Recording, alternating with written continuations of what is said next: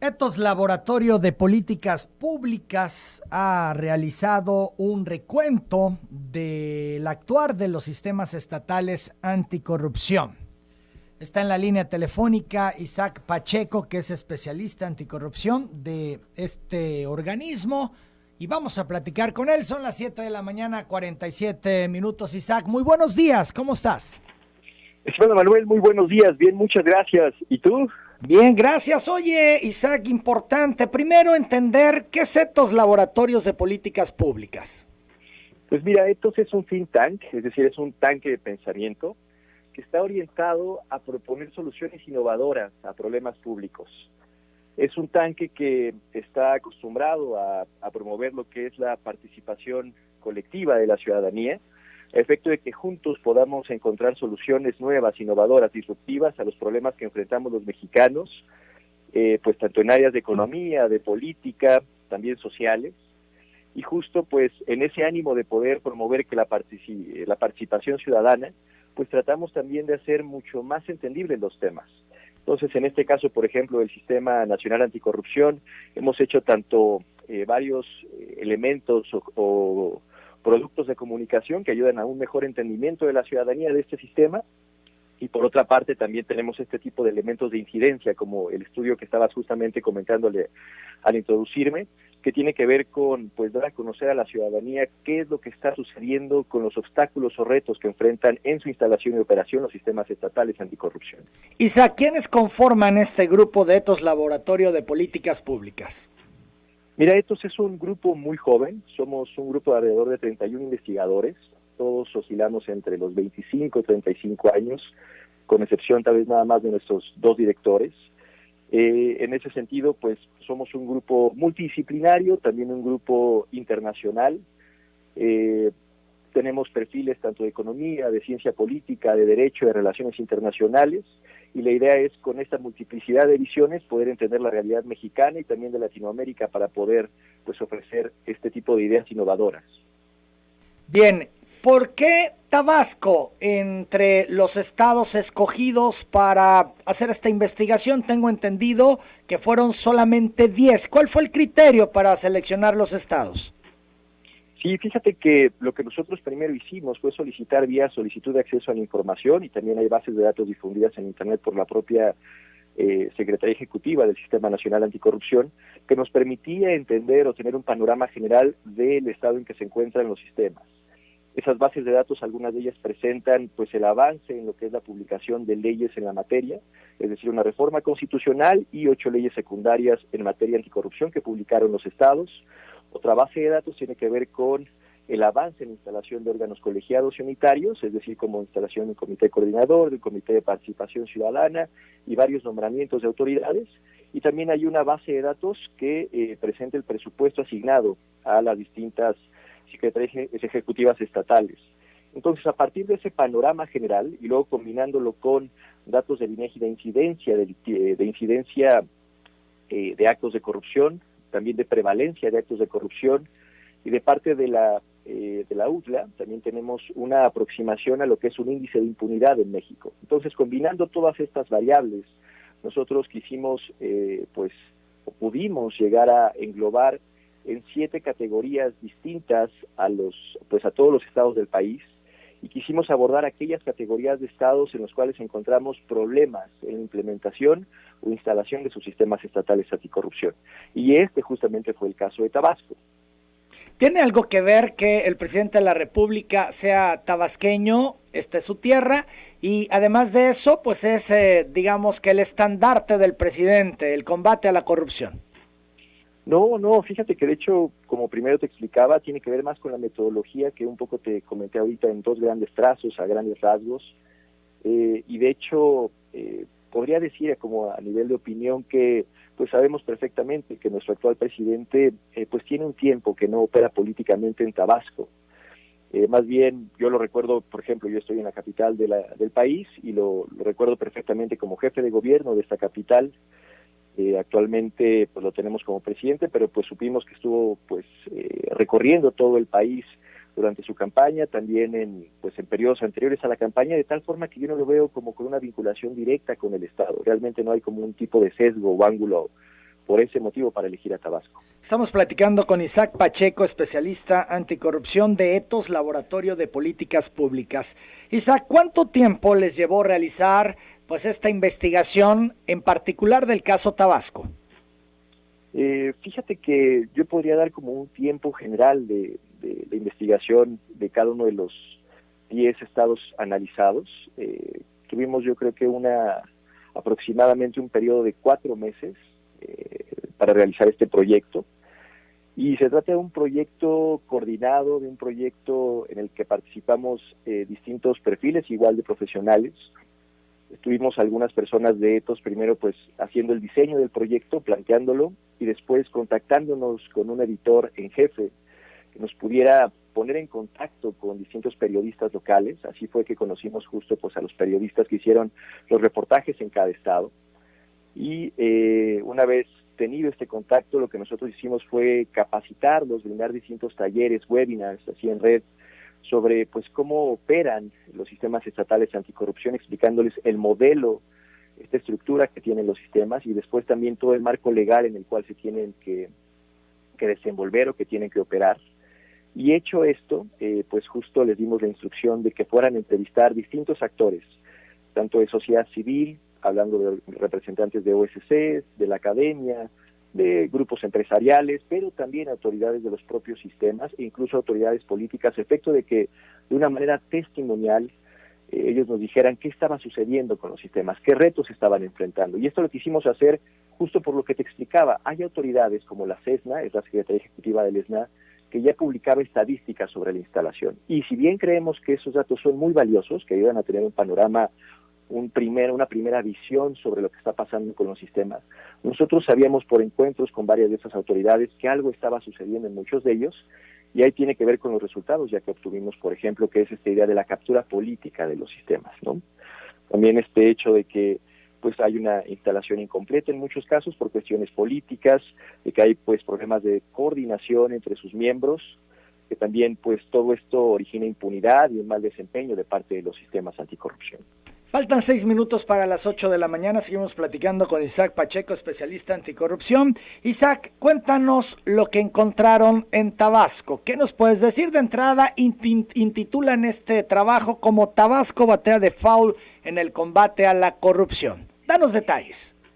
Fíjate que lo digo con todo el respeto que se merece cada una de las instancias que están allí, algunas representando a la ciudadanía, otras a la autoridad, pero algo que sí encontramos es que son perfiles inadecuados en distintas instancias. ¿A qué me refiero con perfiles inadecuados? Por ejemplo, en el caso de la integración de su Comité de Participación Ciudadana, es esta nueva instancia que se crea en todo este ecosistema de combate a la corrupción en las entidades federativas y a nivel nacional. Y digo nueva porque, mira, las otras seis instancias de gobierno que ya existían en los estados, ya tenían un tiempo operando. Estoy hablando de organismos de transparencia, de contralorías generales, de auditorías superiores, del Poder Judicial, hablando de consejos de la judicatura.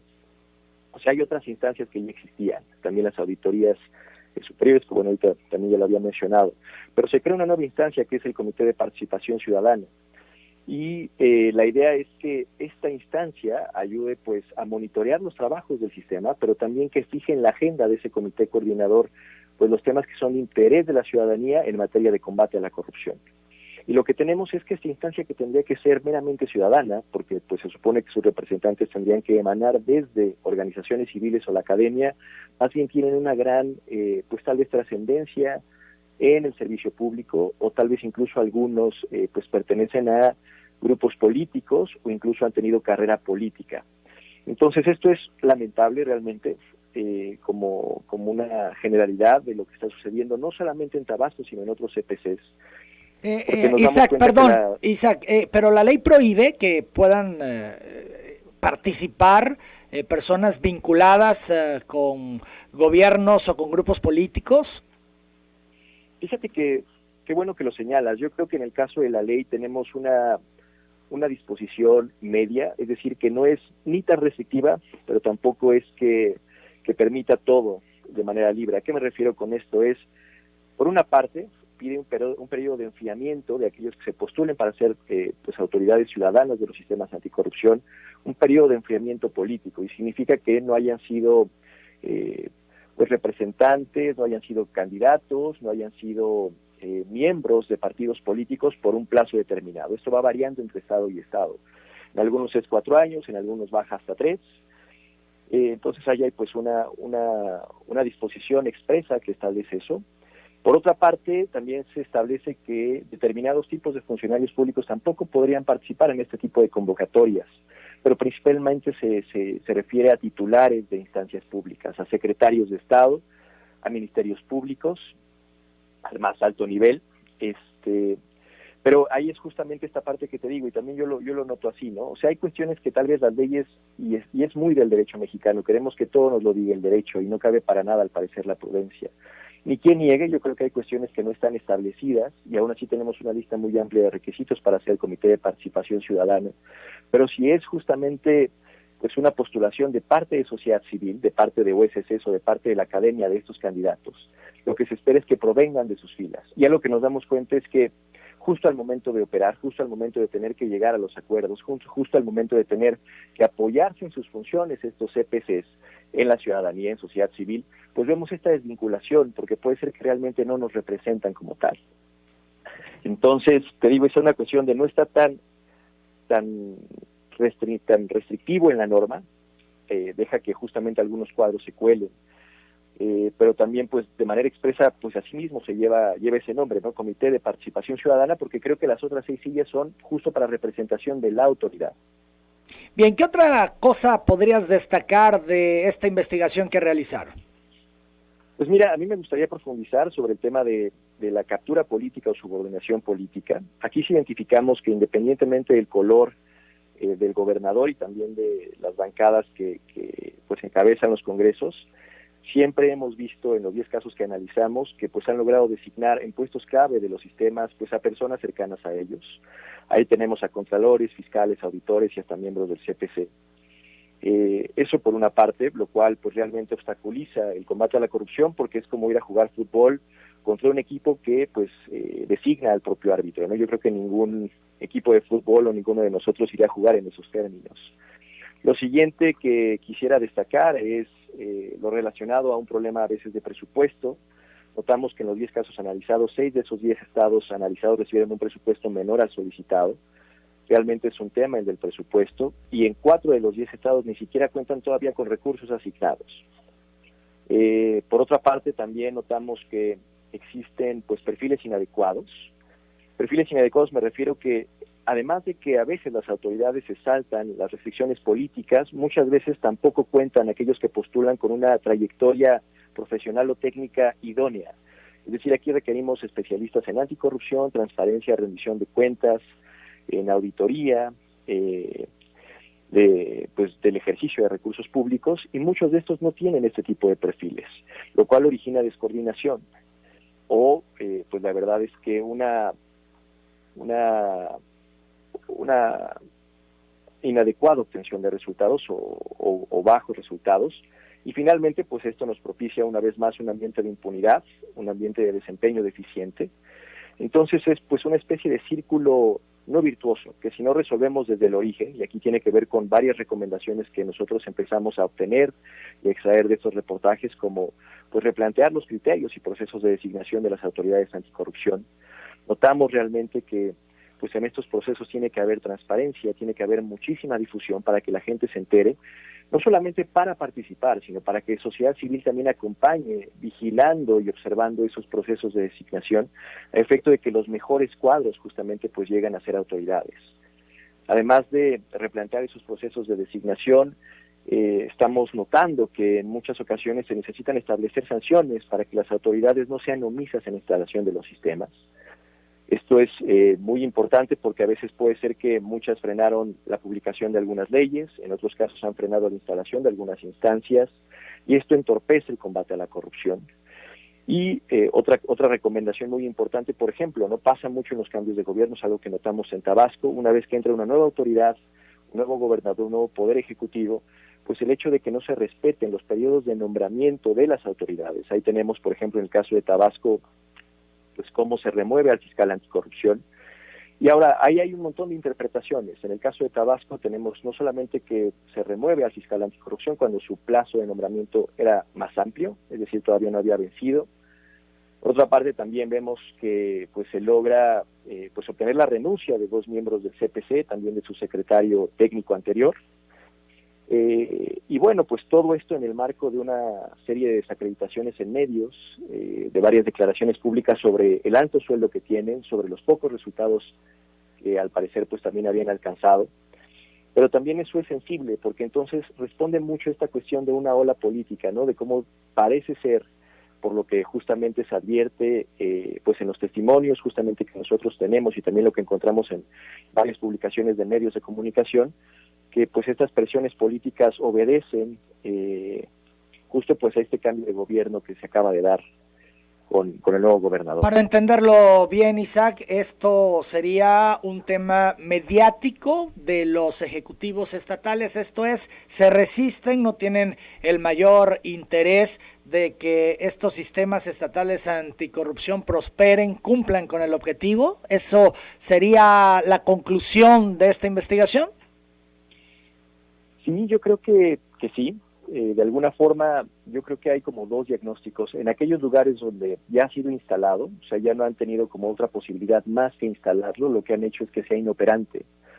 Porque una vez más, insisto, es como ir a jugar fútbol y que justamente uno de los equipos ponga al árbitro, cuando pues ese equipo tiene justamente que ser vigilado, regulado por ese árbitro, ¿no? Entonces eso es inadecuado. Y del otro lado tenemos casos, por ejemplo, como Ciudad de México, donde yo me encuentro, el estado de Chiapas, donde ni siquiera han permitido que se instalen los sistemas.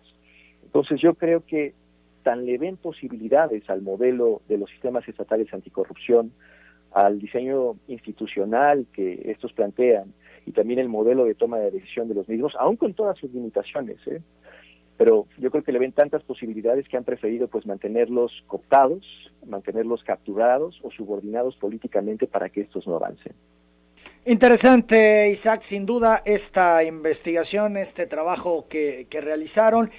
Quiero comentarle a todo el auditorio que quien esté interesado en conocer los detalles pueden consultarlos en xbt.com, nuestro portal de noticias. Ahí estamos publicando este trabajo que Ethos Laboratorio de Políticas Públicas ha realizado en torno a el sistema estatal anticorrupción. Te agradezco mucho estos minutos, te envío saludos. Muchísimas gracias, Emanuel. Excelente día. A tus órdenes. Gracias. Buenos días. Hasta luego. Buen día. Es Isaac Pacheco, especialista anticorrupción de este organismo, de Ethos Laboratorio de Políticas Públicas. Así que quien tenga interés en conocer este diagnóstico, esta investigación, en xbt.com pueden encontrar detalles.